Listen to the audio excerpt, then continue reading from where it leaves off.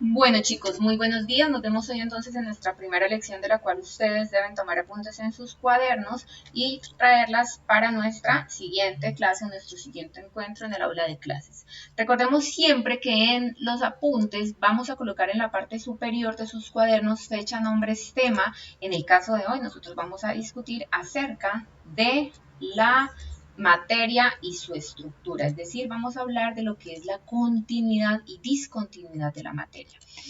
Bueno, es que la materia es un tema que viene en discusión desde hace muchos años, desde hace siglos, y a partir de todas las discusiones que se han dado a través de los tiempos, bueno, ya hoy en día se ha logrado descifrar este enigma que hace tantos años generaba muchos interrogantes, porque unas sustancias tienen unas propiedades, porque otras tienen otras, porque unas sustancias se comportan de una manera y otras se comportan de otra.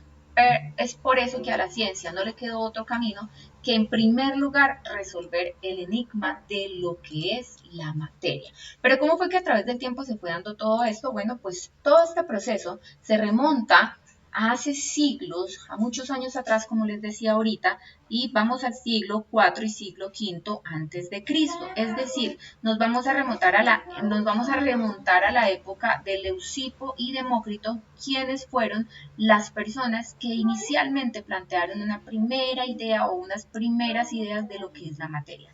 ¿Qué plantearon Leucipo y Demócrito? Bueno, pues ellos plantearon que la materia es una sustancia discontinua, es decir, que si yo tomaba un trozo de materia y la iba dividiendo en muchos pedacitos pequeños, pequeños y cada vez más pequeños, pues iba a llegar al punto en que no iba a poderlos dividir más debido a que iba a llegar a unas partículas indivisibles llamadas átomos.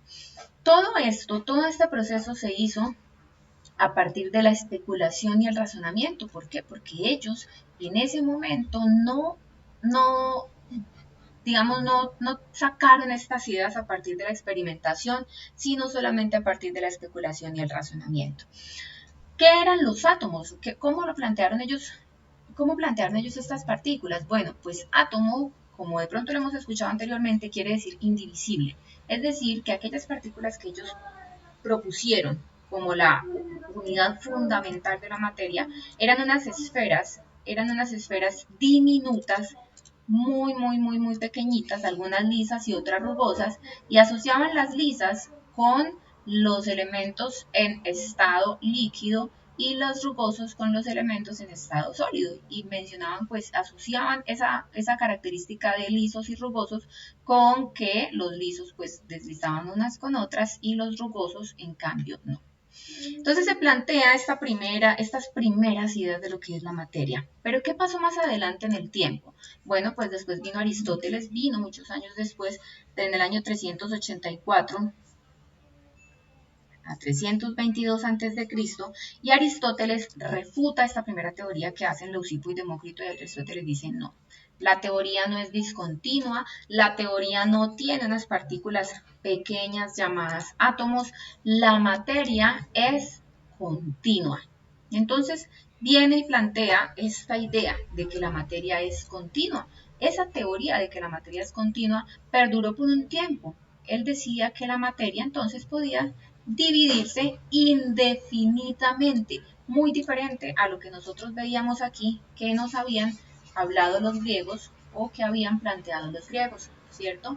Porque él decía que la materia podía subdividirse indefinidamente sin encontrar una unidad fundamental o unas partículas pequeñas ya indivisibles.